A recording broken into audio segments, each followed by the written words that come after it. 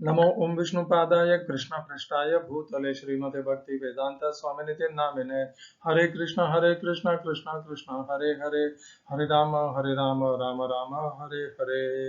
श्रील ऐसी भक्ति वेदांत स्वामी प्रभुपाद की जय। आचार्य महात्मा गांधी जी की जय। भगवद गीता 2020 में आपका स्वागत है। आज की श्लोक संख्या 13वें अध्याय का 28वां श्लोक है। पुनर्कथन कर लेते हैं 13वें अध्याय के 27वें श्लोक का।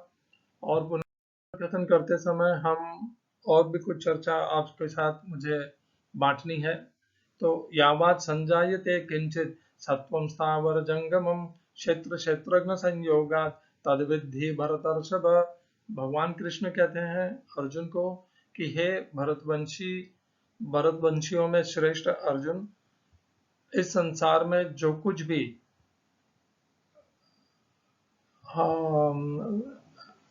उत्पन्न होता है, संजायते अर्थात उत्पन्न होता है, वह अपरा और परा, वह चर हो या अचर हो, वह दोनों क्षेत्र और क्षेत्रज्ञ अर्थात अपरा और परा, इन दो भगवान की शक्तियों के संयोग से ही संभव होता है। तद्विद्धि भरतर्षभ। साइंस, हमारा विज्ञान तो केवल चर अर्थात जो लिविंग बीइंग्स हैं, जिनमें प्राण है, उन्हें ही केवल लिविंग बीइंग्स कहती है, और जो पदार्थ है उन्हें नॉन लिविंग थिंग्स कहती है। किंतु भगवान कहते हैं कि चर और अचर दोनों में ही क्षेत्रज्ञ अर्थात क्षेत्र को जानने वाली जो आत्मा है वह दोनों में है। जो अचर है उसमें भी आत्मा है। यह इस श्लोक से भगवान स्पष्ट पुष्ट कर रहे हैं। और जो क्षेत्र है वह भी भगवान की अपराग शक्ति है। यह भगवान 7वें अध्याय के 4थे श्लोक में ही बता चुके।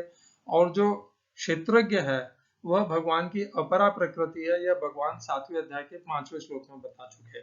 और भगवान ने उन दोनों को अपनी शक्ति कहा, अपराशक्ति और पराशक्ति। यहाँ पर भगवान ने उन्हें ही नाम दिया क्षेत्र और क्षेत्रज्ञ। और इनके संयोग से ही ये उत्पन्न होते हैं। इनकी उत्पत्ति संभव होती है। किसकी? चर और अचर दोनों प्रकार के, हम जिसे प्राणी भी कहते हैं और जो वस्तु भी कहते हैं, उन दोनों की उत्पत्ति क्षेत्र और क्षेत्रज्ञ के संयोग से ही संभव हो पाती है। उत्पत्ति अदर केवल क्षेत्र से नहीं होती है, केवल क्षेत्रज्ञ से भी नहीं होती है। इन दोनों के संयोग से उत्पन्न होती है। तो विज्ञान हमारा यह मानता है कि जो भूमि, वायु, जल है, इन सब में कोई प्राण नहीं है, और यह अपने आप में एक जड़ प्रकृति है। यह जड़ प्रकृति है, किंतु ये नहीं हो तो हम जो कुछ भी चर और अचर देख रहे हैं ये संभव भी नहीं हो पाएंगे। केवल यदि क्षेत्रज्ञ अर्थात आत्मा हो तो यह संभव, जो हम चराचर देख रहे हैं यह जगत, यह संभव नहीं हो पाएगा।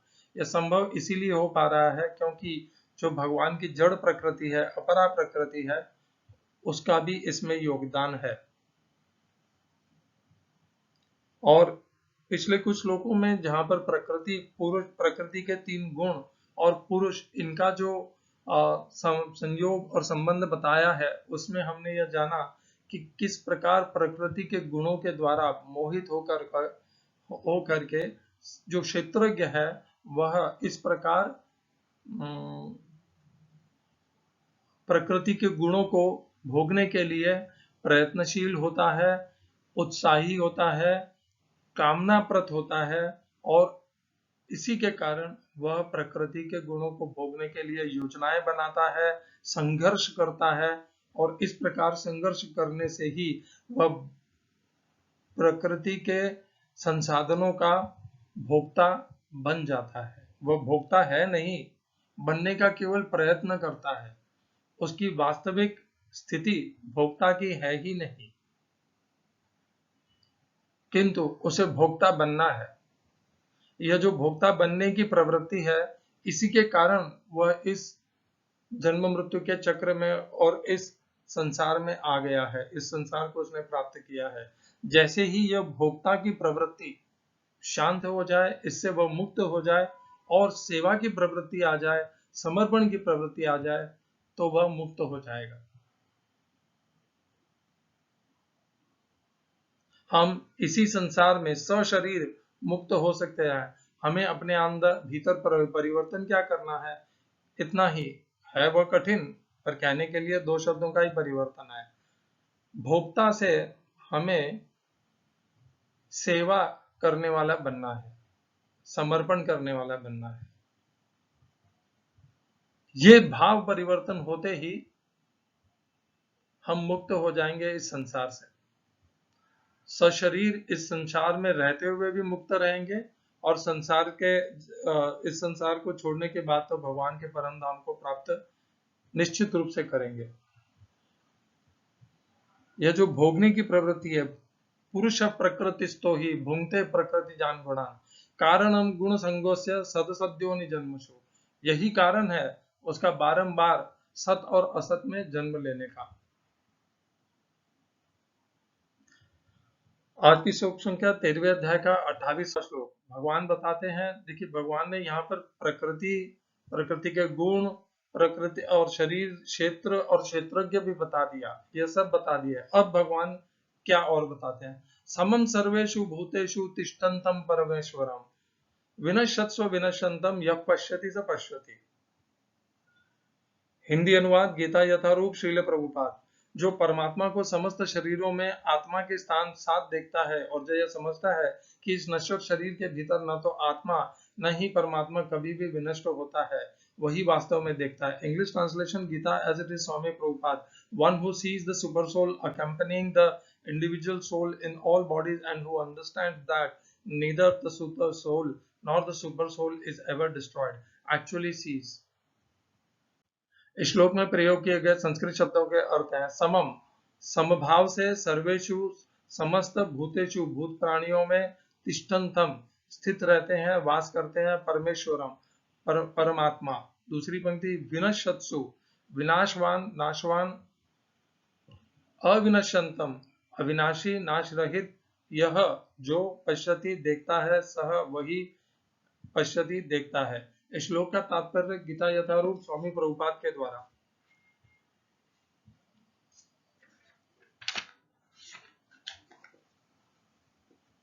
जो व्यक्ति सत्संगति से तीन वस्तुओं की शरीर, शरीर का स्वामी या आत्मा तथा आत्मा के मित्र को एक साथ संयुक्त देखता है, वही सच्चा ज्ञानी है।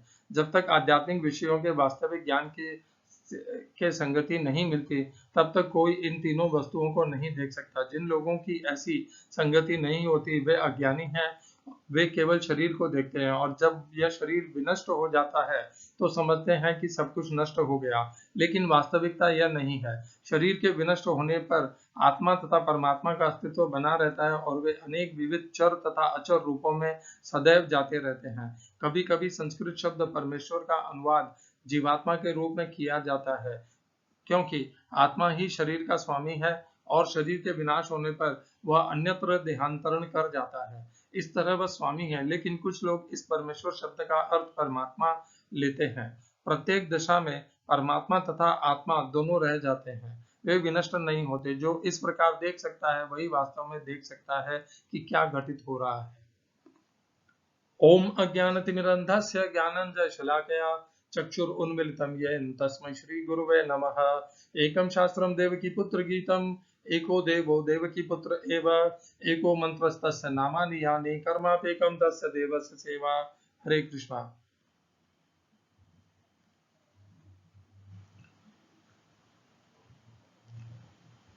समम समभाव से, तो भगवान ये कहना चाह रहे हैं कि किसी भी प्रकार का तिष्ठन्तं भूतेषु भूत प्राणी, भगवान ने यहाँ पर भूतेषु शब्द का प्रयोग करके इस परमेश्वर की उपस्थिति केवल प्राणियों में ऐसा बताया है। भगवान ने पिछले श्लोक में स्थावर और जंगम दोनों शब्दों का प्रयोग किया था कि जो क्षेत्रज्ञ है वह स्थावर और जंगम दोनों में उपस्थित रहता है। और जो भगवान हैं अविनश्यंतम, यहाँ पर चूंकि अविनश्यंतम शब्द का प्रयोग किया गया है, और वैसे भी परमेश्वर शब्द भगवान के लिए ही प्रयोग में लिया जाता है। आत्मा को परमेश्वर, मुझे तो ऐसा ध्यान नहीं पड़ता कि कभी किया है। यहाँ पर तो वैसे भी संशय का कोई कारण नहीं बनता, क्योंकि अविनश्यंतम शब्द दूसरी पंक्ति में प्रयोग किया गया है। समम सर्वेषु भूतेषु तिष्ठन्तम परमेश्वर, तो भगवान कहते हैं भूतेषु, भगवान ने अपने उपस्थिति के की गोलाई को सीमित कर लिया है, स्थावर जंगमम से केवल जंगमम में रख लिया। स्थावर जो स्थिर हैं, अचर हैं, उनमें भगवान ने ऐसा कहा है कि उसमें परमात्मा नहीं होते हैं। भगवान जो होते हैं वह केवल प्राणियों में होते हैं, वह भले जलचर हो, नभचर हो या भूचर हो, उनमें सब में होते हैं। जहां पर चलने वाले प्राणी हैं या प्राणी है, किसी भी प्रकार का प्राण है, उन सब में भगवान होते हैं उपस्थिति। तो समम, और भगवान यह भी कहते हैं भले वह छोटी सी चींटी हो या बड़ा हाथी हो या विशाल समुद्री ब्लू व्हेल हो, इन सब में वह समभाव से वह एक ही प्रमाण और एक ही मात्रा में वह परमेश्वर रहता है। छोटी सी चींटी में भी वह रहता है और बड़ी ब्लू व्हेल में भी रहता है। ऐसा भी नहीं है कि छोटी सी चींटी में थोड़ा सा ही परमेश्वर रहता है और बड़ी व्हेल में बहुत ज्यादा प्रमाण में परमेश्वर रहता है, ऐसा नहीं है। वह परमेश्वर अर्थात परमात्मा एक ही प्रमाण में छोटी सी चींटी में और बड़े से ब्लू व्हेल में, दोनों में एक ही प्रमाण में रहता है। समम, समम शब्द इस बात का सूचक है। भगवान कहते हैं समम सर्वेषु भूते, समस्त भूत प्राणियों में समभाव से एक ही प्रकार का, एक ही प्रमाण का, एक ही प्रकार का, वैसे भी परमेश्वर एक ही प्रकार के हैं, एक ही प्रमाण में वह सभी भूत प्राणियों में उपस्थित रहते हैं। तिष्ठन्तम अर्थात उपस्थित रहते हैं। इस बात का यहाँ पर पूर्णतया प्रमाण सहित भगवान ने इसको प्रमाणित कर दिया है। भगवान ने स्वयं इसकी पुष्टि कर दी है कि भगवान भी समस्त भूत प्राणी जीवों के साथ में, क्षेत्रज्ञ के साथ में, समस्त भूत प्राणी के क्षेत्र में उपस्थित रहते हैं। इसीलिए इस्कॉन हमेशा यही बताता आया है कि जिस प्रकार एक डाल पे दो पंछी रहते हैं, एक पेड़ में एक डाल पर एक, तो उसी प्रकार एक शरीर में दो पंछी रहते हैं, एक आत्मा है और एक परमात्मा है। आत्मा एकाकी आत्मा है और परमेश्वर वह है जो एक ही परमेश्वर सभी भूत प्राणियों में रहता है, अविनाशी और कभी न टूटने वाला होने के पश्चात भी वह टूटा हुआ सा प्रतीत होता है, क्योंकि देह भिन्न भिन्न है, किंतु वह फिर भी इस उसमें ऐसी शक्तियां हैं। देखिए, मैं एक आत्मा हूं, आपके शरीर में दूसरी आत्मा है, ऐसा हमें प्रतीत होता है क्योंकि हम अल्पज्ञानी हैं, और हम इस अल्प ज्ञान को इस मोह के कारण प्राप्त हो जाते हैं, क्योंकि हमें यह क्षेत्र, मेरा क्षेत्र, शरीर का क्षेत्र भिन्न दिखता है और आपके शरीर का क्षेत्र भिन्न दिखता है, और इस कारण हम यह भी मान लेते हैं कि आत्मा भी इन दोनों शरीरों में भिन्न भिन्न है, किंतु ऐसा है नहीं। शरीर भिन्न भिन्न है। मैंने कल ही पढ़ा है कि इस धरती पर 800 करोड़ लोगों का अब उपस्थिति हो गई है। ये 800 करोड़ भिन्न भिन्न शरीरों में है, किंतु उनके भीतर जो आत्मा है वह भी एक है और जो परमात्मा है वह भी एक है। विशेष करके जो परमात्मा है वह तो एक है। आत्मा एक है कहने का तात्पर्य यह है मेरा कि समस्त आत्माओं का गुण एक है, उनके कर्मफल तो भिन्न भिन्न है, और प्रत्येक आत्मा को अपनी मुक्ति करनी है, अपने प्रयत्नों से करनी है, अपनी साधना से करनी है, अपने भक्ति से करनी है। तो प्रत्येक आत्मा का गंतव्य भिन्न भिन्न है वह आत्मा भिन्न भिन्न, किंतु उनका है सब भगवान के अंश, इसलिए सम है। यह कहने का प्रयास कर रहा हूं मैं ये नहीं कहना चाह रहा कि आत्मा एक ही है सब में। भगवान एक ही है, परमात्मा एक ही है सब में, किंतु आत्मा, विष्टि आत्मा भिन्न भिन्न है। आत्मा का गुण एक ही है सब में। ये जो भगवान की लीला है, यह जो भगवान की शक्ति है, संसार को चलायमान करने की, यह जो भगवान की शक्ति है, इसका उल्लेख, और ये जो बार बार हम जन्म मृत्यु को लेते हैं, यह जो पुनर्जन्म है, इसका उल्लेख भगवान ने चौथे अध्याय में ही कहा था। अर्जुन जब भगवान से चौथे अध्याय के चौथे श्लोक में पूछते हैं, अपरम भवतो जन्म परम जन्म विवस्वतः कथम में तद्विजानीयाम त्वमादौ प्रोक्तवानिति। आपका जन्म तो अभी हुआ है और बहुत प्राचीन काल में सूर्यदेव का जन्म हुआ था, मैं कैसे मान लूं कि आपने ही ये शब्द विवस्वान सूर्य को कहे थे। तब भगवान उत्तर में चौथे अध्याय के 5वें श्लोक में कहते हैं, श्री भगवान उवाच बहूनि मे व्यतीतानि जन्मानि तव चार्जुन तान्यहं वेद सर्वाणि न त्वं वेत्त परन्तप।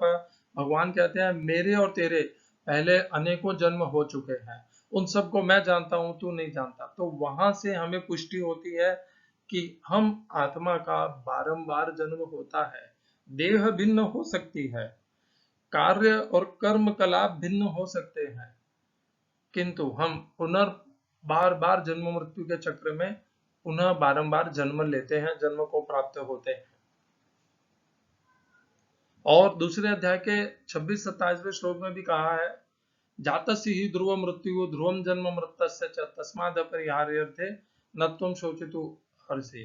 जिसने जन्म लिया है उसकी मृत्यु होगी, और जो मृत्यु को प्राप्त हुआ है वह जन्म लेगा। यह अकाट्य सिद्ध भगवान का संरचना है, और इसके लिए किसी को शोक नहीं करना चाहिए। इन दो श्लोकों से पुष्टि मिलती है कि हम मृत्यु को प्राप्त होने के बाद पुनर्जन्म लेते हैं, देह भिन्न हो जाती है, किंतु पुनर्जन्म निश्चित है। और इन समस्त देहों में परमात्मा एक ही है और जुड़ा हुआ है, और जो आत्मा है वह भिन्न भिन्न है। गुण एक है आत्मा का, किंतु भिन्न भिन्न है। प्रत्येक आत्मा को अपने स्वयं का उद्धार करना है। उद्धरेद आत्मना आत्मानम नात्मानम अवसादयेत आत्मैहि आत्मनो बंधुः आत्मैव रिपुरात्मना। एक आत्मा अपना दोस्त हो सकता है, बंधु हो सकता है, और दूसरी आत्मा अपना शत्रु हो सकता है। यह इस पर निश्चित करता है कि वह अपना उद्धार का प्रयत्न करता है या अपने को गिराने का प्रयत्न के लिए कोई भी प्रयत्न या प्रयास नहीं छोड़ता है। इस प्रकार, और विनश्यत स विनश्यंतम यः पश्यति स पश्यति। देखिए, जिस प्रकार आत्मा है जो अविनाशी है, भगवान ने कहा था दूसरे अध्याय में ही, भगवान ने कहा 23, 24 और 25वें श्लोक में, तो भगवान कहते हैं जो विनाशवान है, जो नाशवान है, उस नाशवान में पहले तो भगवान ने हमें बताया कि जो क्षेत्रज्ञ है, जो अविनाशी है, वह उसमें उपस्थित रहता है। देखिए कैसा अच्छा संयोग बनाया है भगवान ने कि एक नाशवान में एक अविनाशी रहता है। जो क्षेत्रज्ञ, जो अविनाशी है, वह नाशवान में रहता है। और अब भगवान ने हमें बताया कि उसी नाशवान में एक आत्मा अविनाशी के साथ में एक परमात्मा नहीं, परमात्मा भी रहते हैं जो अविनाशी है। यह जो भगवान ने हमें बताया, यह भगवान हमें पहले भी बहुत बार बता चुके हैं। तो इस श्लोक को हम अनेकों और गीता के श्लोकों से जोड़ करके हम अच्छे से प्रमाणित कर लेंगे कि ये भगवान ने पहले भी हमें बताया है। तो सबसे पहले हम बात करते हैं छठे अध्याय के 30वें श्लोक की। यो मां पश्यति सर्वत्र सर्वं च मयि पश्यति तस्या अहम न प्रणश्यामि स च मे न प्रणश्यति। भगवान कहते हैं, जो मुझे सर्वत्र सर्वम, जो मुझे सब में देखता है और सबको मुझ में देखता है, उसकी नजर से मैं कभी ओझल नहीं होता और वह मेरी नजर से ओझल नहीं होता। तो भगवान ने यह पहले ही हमें कहा था कि भगवान सब में उपस्थित हैं। फिर 7वें अध्याय का 19वां श्लोक, बहुनाम जन्मनाम अन्ते ज्ञानवान माम प्रपद्यते वासुदेव सर्वमिति स महात्मासु दुर्लभः। भगवान कहते हैं अनेकों जन्म के पश्चात जो ज्ञानी पुरुष होता है वह भगवान की उपासना और स्तुति करता है। किस प्रकार करता है? जो विशेष प्रकार भगवान ने बताया। देखिए, ज्ञानवान जब कोई मनुष्य इस स्थिति तक पहुंच जाए तब वह ज्ञानी कहलाने के योग्य बनता है भगवान के अनुसार। तो भगवान ने ज्ञानी किसको बताया है? उसे बताया है जो यह मान लेता है, जान लेता है और स्वीकार कर लेता है कि भगवान वासुदेव ही सर्वत्र विद्यमान है। वासुदेव सर्वमिति, और भगवान ऐसे ज्ञानी को महात्मा कहते हैं। ज्ञानी तो अनेकों हैं, परंतु ज्ञानियों में महात्मा वह है जो इस बात को जान लेता है, स्वीकार कर लेता है और अपने व्यवहार को भी परिवर्तन कर लेता है कि वह वासुदेव ही सब में उपस्थित है।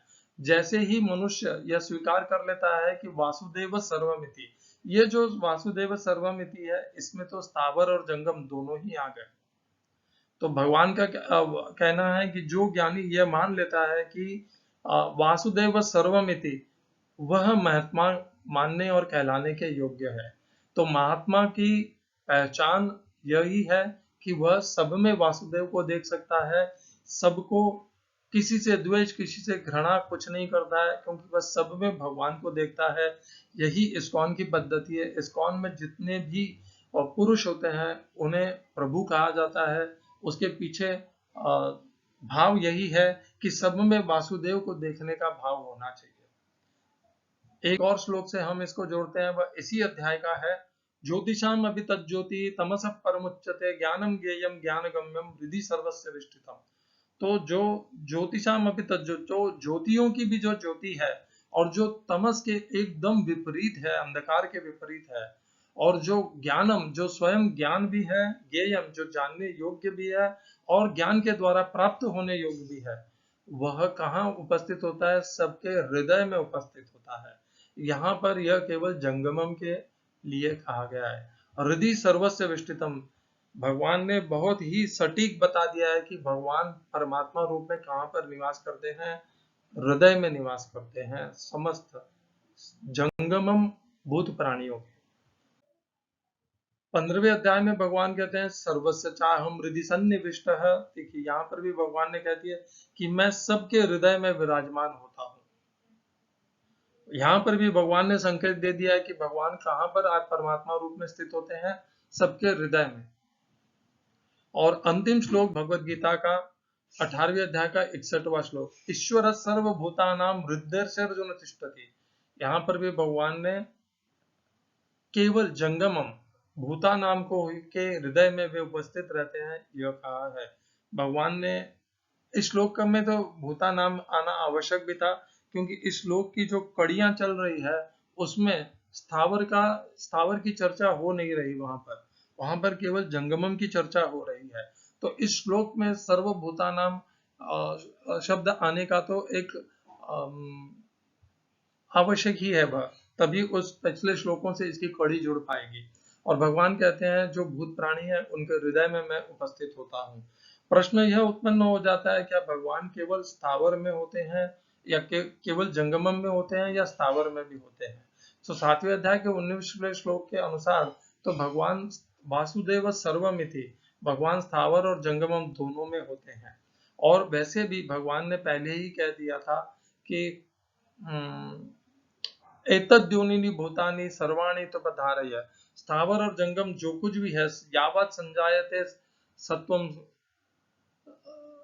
स्थावर जंगम क्षेत्र क्षेत्रज्ञ संयोगात् तद्विद्धि भरतर्षभ। यदि स्थावर में आत्मा हो सकती है तो परमात्मा भी निश्चित रूप से हो ही सकते हैं, इसमें कोई संशय नहीं है। वैसे भी परमात्मा की शक्ति जो अपरा शक्ति है, उन्हीं के द्वारा जो स्थावर है वे उत्पत्ति को प्राप्त होते हैं। उस रूप में कह लीजिए या परमात्मा रूप में भी कह लीजिए, भगवान स्थावर में भी उपस्थित रहते ही हैं। स्थावर को भी चलायमान, उनकी स्थिति और उनका लय और उनका विनाश, उनकी उत्पत्ति, यह सब भगवान के द्वारा ही संभव होता है। तो इस श्लोक को भगवत गीता के अनेकों श्लोक से जोड़ करके हमने यही समझा कि जो परमात्मा है वह स्थावर और जंगम दोनों में उपस्थित रहते हैं। क्षेत्रज्ञ अर्थात जीवात्मा भी स्थावर और जंगमम दोनों में रहते हैं, और स्थावर और जंगमम में के जो शरीर बने हुए हैं वे भगवान की अपरा शक्ति के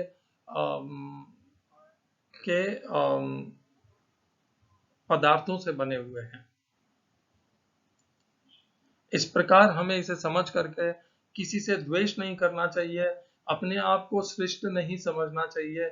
हम सब एक ही हैं, एक ही भगवान के अंश हैं, एक ही प्रकार का हमारा शरीर है। बाहर से गोरा काला छोटा ऊंचा नाटा मोटा पतला कैसा भी हो, हम हैं तो एक ही आत्मा, एक ही हमारे साथ में परमात्मा है, और हमारे पास यह भगवान का दिया हुआ सबको भगवान ने ही यह शरीर प्रदान किया है। इस प्रकार किसी की भी अवहेलना मत कीजिए, निंदा मत कीजिए, किसी के भी साथ में रुष्ट मत रहिए, क्रोधित मत होइए, किसी को कष्ट मत दीजिए, क्योंकि सब में परमात्मा उपस्थित है। हरे कृष्णा। श्रील ऐसी भक्ति वेदांत स्वामी प्रभुपाद की जय। आचार्य महात्मा गांधी जी की जय।